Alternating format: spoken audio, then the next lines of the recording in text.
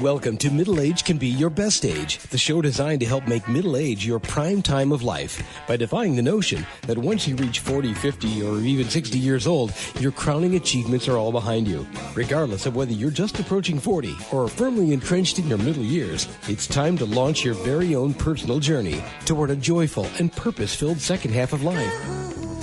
Each week, host Roy Richards, an expert on midlife renewal and author of A Midlife Challenge, Wake Up, will discuss the challenges common to middle age and help guide you to a brighter tomorrow. Now, here's Roy.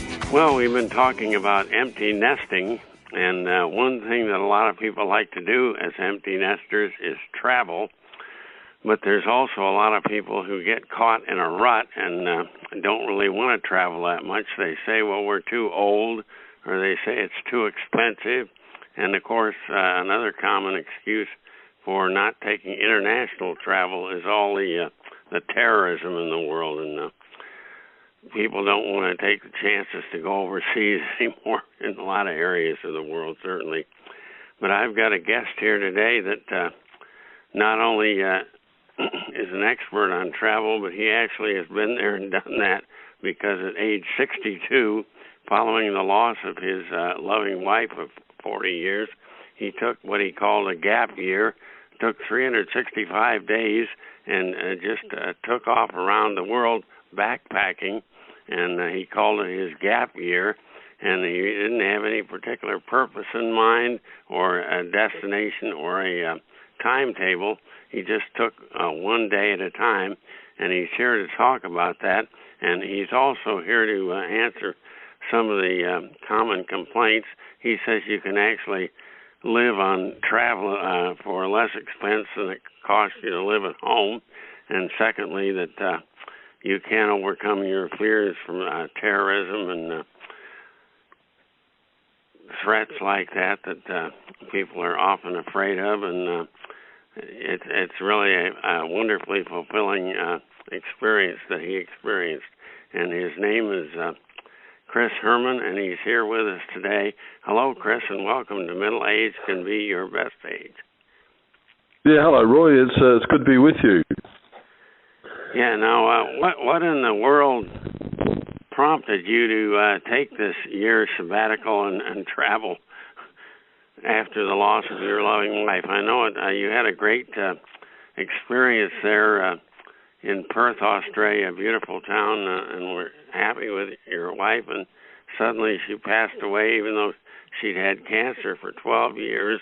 She seemed to be handling it, but then you lost her in about a week. And how long did it take you to make that decision, and what prompted you to take that worldwide journey?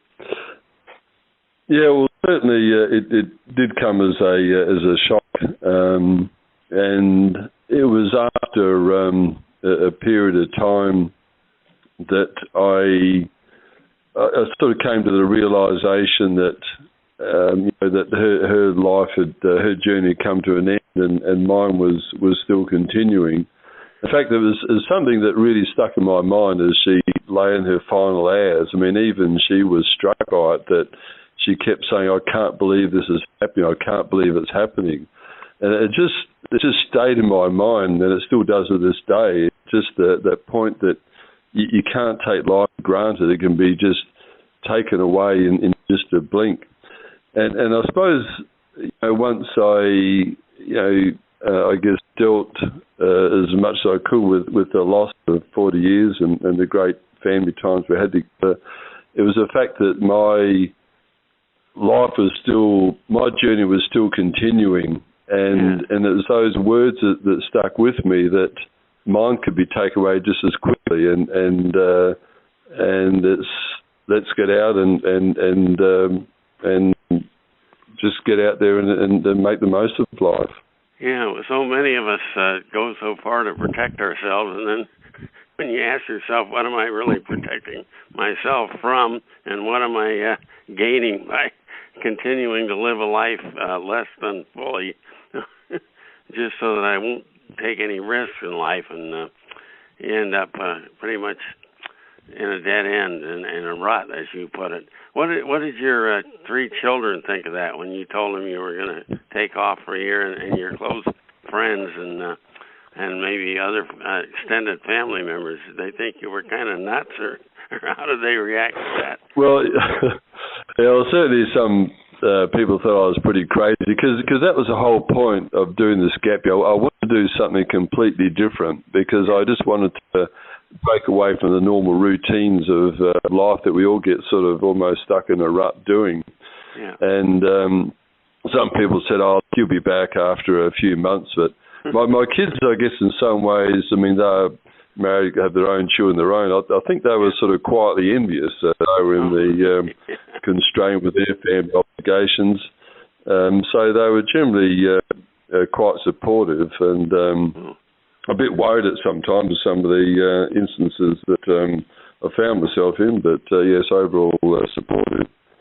Well, now, how much contact did you remain to your loved ones and relatives? Did you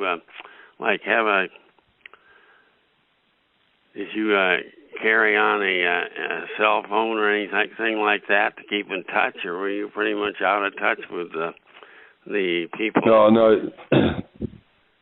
No, definitely I was very much in touch, and I think to me that was a very important part of the whole journey. Was that I was travelling solo, and it's really the first time I'd ever really travelled solo in my life, or certainly for that period of time.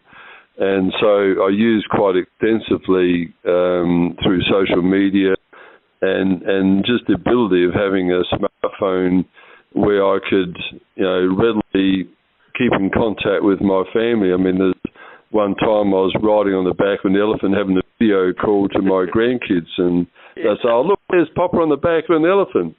And just little messages, my son a message, where you now, Dad? And so to me, that was the social connection underlying all the experiences I had and the wonderful people I met along the way. I see. Well, how did you finance this? Did you have a bunch of cash you took along, or did you have a credit card, or how do you handle the finances on a trip like this when you're solo? I know you had a round the world $500. Was that an airplane ticket? But it had layovers in 3 different locations where you could pretty much on your own for each of these basic locations. The rest of the time was pretty much your own. How did that work? Well, that's the interesting thing.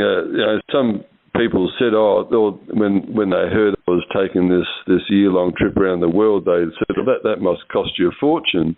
Yeah. But in fact, it wasn't the case, and I never wanted to be like that. I wanted to be just this part of an ongoing experience. And so with the ticket you mentioned, and with all this forms of travel, like a lot of people think it's expensive, but it doesn't have to be. Yeah. Like the round-the-world ticket I bought with just 3 stop-offs, one in Spain, one in South America, one in Southeast Asia. And that was... I used frequent flyer points for that, and that cost me, probably US $300. But the frequent flyer points I didn't have, so I signed up for some credit cards and got bonus points. Oh. So there's smart ways of doing it, and with the travel expenses, with the home, people rent the house out. I was renting at the time, and so I handed back the keys, and that freed up a lot of otherwise expenses that you have. You couldn't really have dual expenses of maintaining a household and also be traveling at the same time. So, like you said, no, that's right, or something coming in to cover the cost of the house. And then even like I effectively had free travel insurance, and that's because I suspended through my health insurance company the health insurance premium, so that effectively equated to the cover the cost of the travel insurance. So and a lot of the accommodation I stayed in was, I wasn't staying in 5-star resorts. I was staying in it was budget accommodation, but it was excellent accommodation the whole trip. Some was fairly adventurous. I was staying in on the floor of a Buddhist monastery and place like that, but that was all part of the adventurous experience. But I would guess that most of the people you saw in your travels were a lot younger than us people in late middle age. And, didn't you run into a lot of younger people in like hostels and places like that a lot younger than our age in the early 60s? No, well definitely. I was with a lot of young people, but that was, well, first of all, you mentioned hostels, and that was my preferred accommodation. Number one, it's cost effective. Yeah. Secondly, hostels aren't like the questionable places that may have been many years ago. A lot of them are good quality places, but the thing I like about hostels they're a social hub where a lot of my travel tips I got from other travellers. Yeah. But in terms of young people, I came back in this 1 year gap year with one question. Why is it that the younger generation are out there having all the fun? We're missing out. Our generation is missing out on all the fun. They're a confident, adventurous generation out there travelling and being adventurous and experiencing all these different cultures. And sure, we didn't have the same opportunity that they have at this time of their life. But the thing is, to a large part, we've got that opportunity now, and I think we're missing out on all the fun. Yeah, that's for sure. And a lot of times, when I was, perhaps with some of these younger people, once they got to hear the story, they would inevitably say, "Oh, you're a legend." So I think from their point of view, they found it inspiring as well. That age is no limit. That's great. What about? I was thinking, what about terrorism? Is that a major concern? I know you travel all around the world. Did you run into any like drug dealers and that type of thing, or terrorists, or how do you ensure your safety on a trip like this? Well, the thing is, overall, it's dangerous until you get there, and what I mean by that is that we are our worst enemies. We have all this stuff blasted at us through the media about how dangerous these places are. Yeah. But when you get there, it's nothing like that. I mean, sure, there's places you wouldn't go to, but as a general rule, it's only in your mind that really creates those fears that stop us from going. And I mean, there's some I guess golden rules. For example, when you get to a place, is find out from the accommodation people where it's safe to go. Like there's one place when I was in Colombia. Oh. And I got there and I felt like just... Well, once again, it sounds dangerous, but it's probably one of the most popular places for young people to go. And I think if we let our fears stop us, we're missing out on a great experience. But that was the place where I wanted to go... Sorry? Oh, no, I just, everyone thinks of drug cartels when Colombia is mentioned, but I'm certain there's areas there where you're totally safe if you know what you're doing. Well, that's the whole point. Like in each of our cities that we live, there's places where we don't go. Some are bigger than others, and some of these countries, those bigger parts are bigger than what we'd have at home. It's the same principle applies. I was on a tour, like a walking tour around this city in Colombia, and the tour guide took us to this bridge, and he said, "Well, don't cross over the other side of the bridge. It's dangerous. Don't go there." So, but the rest of it, you felt completely safe. So it's just picking up that local advice. Well, there was one chapter that really interested me, and tell me how you got out. You were in an isolated country somewhere in the middle of nowhere, and you had no cash at all, and no credit cards, and no this and that. How did you get out of that mess? Well, it was actually, I had credit card, but the problem was it was on the Galapagos Islands. Oh. And I'd been on one island for a few days, and there's three main islands, and so after a few days, I got a ferry to the next island. And because everything's in cash, and I'd prepaid for my accommodation and some day tours, And I had just about $10 left, and I said to someone, "Where's the ATM?" And they said, "Oh, sorry, sir, no ATM on the island." And that was one of those sinking moments, like, oh no, what have I done? I didn't even have enough money to buy a ticket off the island. Yeah. And so I went into emergency mode. So with my $10, I went down to the local store, cash only, and bought some pasta and some can of tuna. I thought, well, at least I can live off that for a few meals. Yeah. But then I had this great idea, and I thought, well, why don't I create my own ATM machine? Because I'd heard that there was one restaurant on this little island that took credit card. Oh. So leaving my rations behind, I headed off to find this restaurant, and I sat there near the checkout desk there, sat down there for more deserving meal, and then as each person, each of the people in the restaurant came up to pay their bill, I'd go up to them and say, "Excuse me, are you paying by cash?" So then I'd pay by credit card, take their cash, and then after each of these withdrawals, I had enough money to live for the next few days and get my ticket off the island. That was brilliant. Better than washing dishes.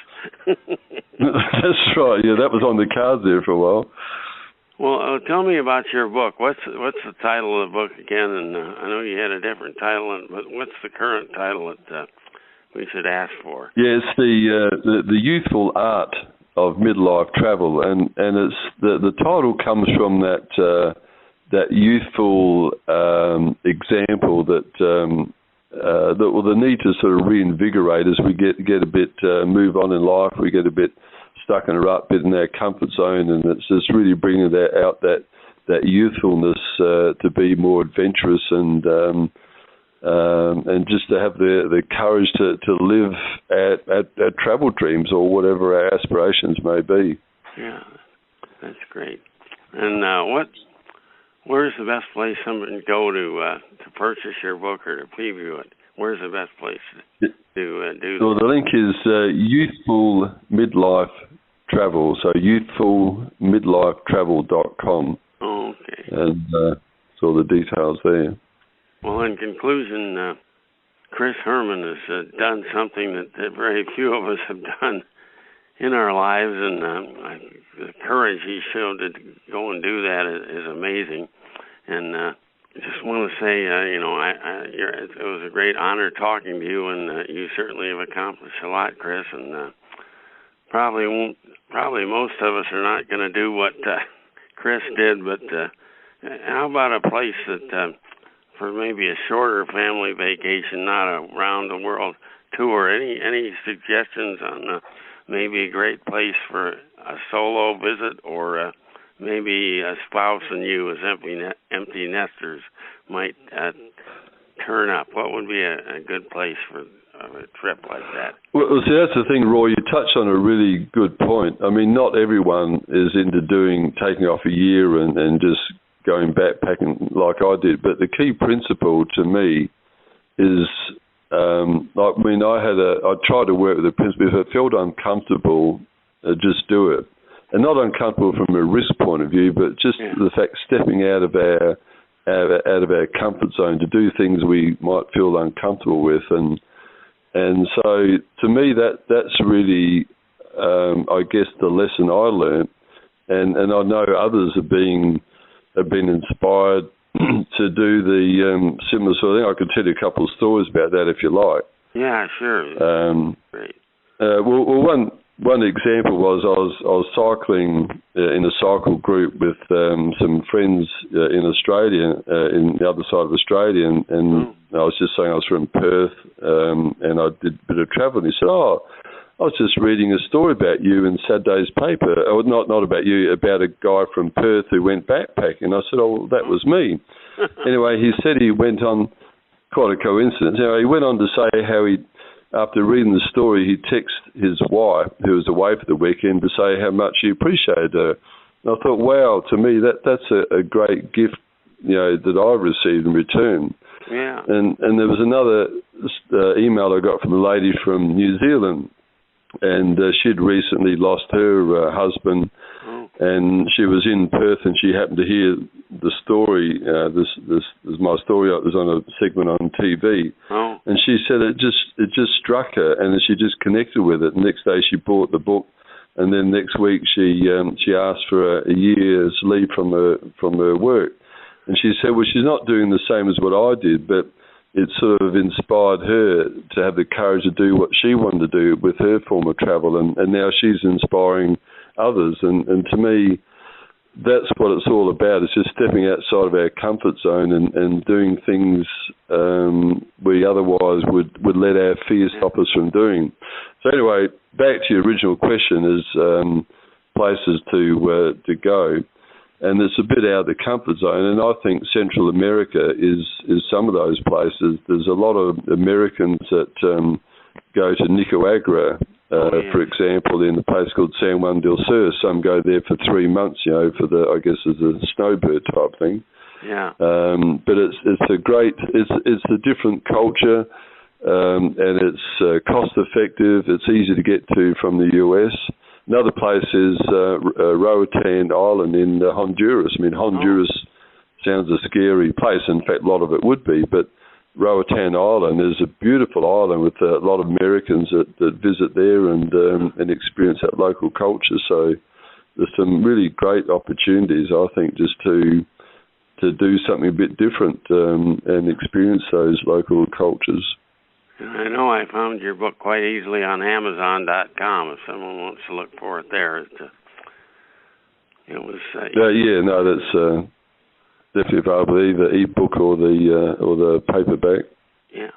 One final question. The year eventually ended. What did you do when you got back to your home base? As the next stage of your life after the year-long journey, did you plunge back into a prior job, or what was it like after you completed that year? Well, what I did when I was on the gap year, I was blogging about it weekly. I mean, I never intended to take a gap year, never intended to do a blog, but it was from the weekly blogs that people, were inspired by the stories and said you should write a book. So I never intended to write a book. So that's when I wrote the book. I spent a few months in writing the book, and then when I released it in Australia, and then I was promoting it in Australia, and there was a lot of media interest in the book, and even the federal government minister officially launched the book in Australia. So that's sort of taken up a lot of the time since then, and now I've just recently released this version of the book. Which probably the reason has a bit more of a meaningful title for those who aren't familiar with a gap year as in Australia. But do you now live in a house or an apartment, or do you travel all around? I'm actually still been traveling quite a bit, with the book and catch up with the family. So I'm still in a bit of a flexible state, I'd have to admit, Roy. Well, I must. We greatly admire someone like you at your age, especially the latter stages of middle age, to just say, heck, I've missed out on a lot of adventure in my life. I maybe should have done this when I was 25, but I didn't. So now is as good a time as any, and you're an inspiration to us, and I would highly recommend that you get a hold of Chris's book. What's the title again for those that are interested? Yeah, The Youthful Art of Midlife Travel. Yeah, it's youth. And this program is all about midlife renewal, so that certainly would fit in, and it certainly fits in with our theme of today of empty nesters and what we do with the next stage of life, and the kids and the things that have held us back in the past don't necessarily need to hold us back in the future, and this especially applies if we're considering retirement from our career. It would be a great time to do that as well. Take a gap and decide what the next stage is going to be while you're traveling around the world. And you don't have to do that backpacking if you don't want. I know I don't have the courage to do what Chris did, but we certainly enjoyed speaking with you today, Chris, and best of success in your book and in all that you do. Well, thanks very much, Roy. It's been a pleasure sort of being part of your show. Well, thanks to Chris Herrmann for his inspiring advice on taking a gap year, or perhaps a shorter time period if that's what you desire. Time to get away from driving for perfection in your career, in relationships, in building your finances, to live each day as it comes and to follow life where it leads you. And I know taking time away from everything won't appeal to all of us, but it's certainly worth thinking about, isn't it? And if you had a year just to yourself without any agenda, where would you go and what would you do? Of course, if you're married and have a family, that's kind of a different story than Chris Herrmann's status as a new widower. But to close today's program, I'd like to talk about finding your passion.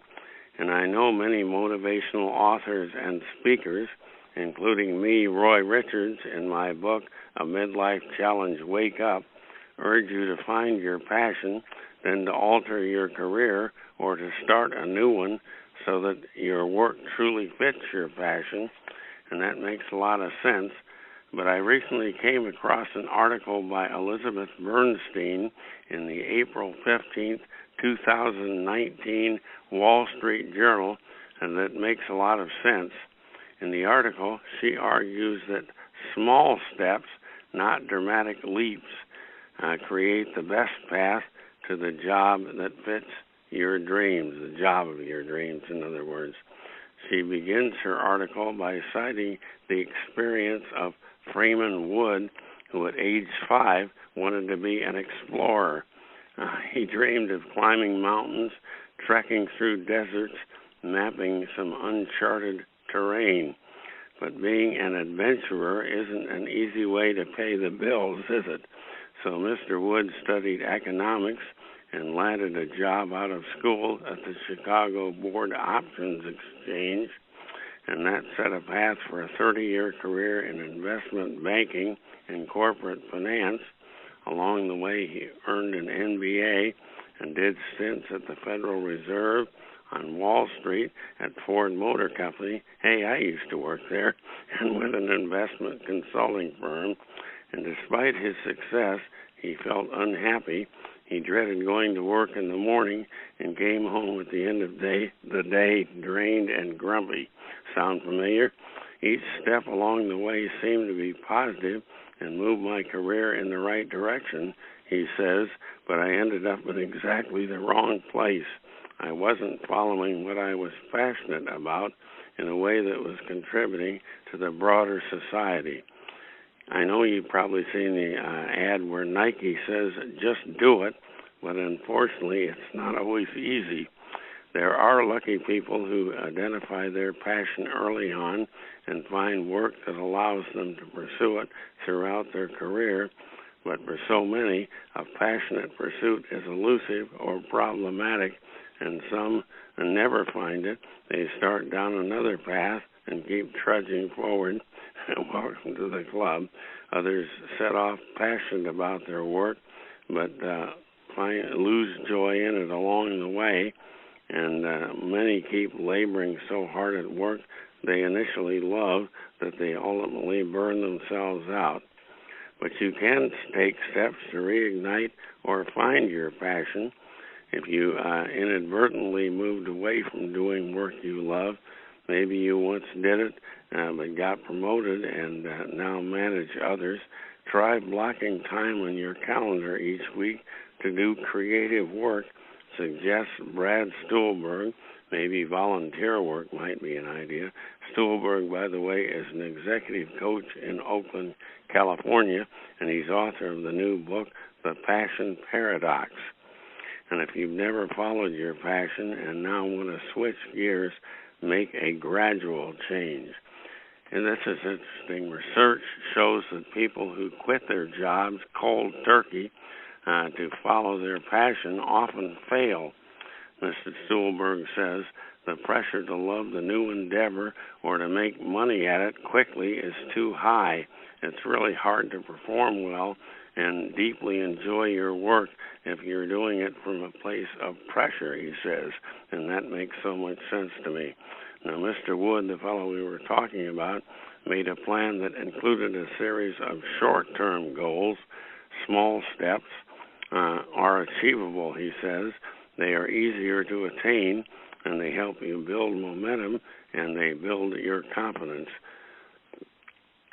His steps included paying off his mortgage and tuition for his 3 daughters, saving a certain amount of money, and leaving his job when he turns 55. It's great to set a target age, isn't it? And also to have some real ideas of what you want to do beyond that target age. And when his company offered Mr. Wood a buyout last year that would pay him a salary until his 55th birthday, Mr. Wood took it as a sign, and he decided to do something he wanted to do for years, ride his bike across country from California to Florida. Now, nobody's going to pay you to do that, obviously, but he saw this as a first step in a new direction, and Mr. Wood spent 2 months training. Then he left Carlsbad, California on a sunny day this past February. He rode about 85 miles a day for a total of 2,775 miles.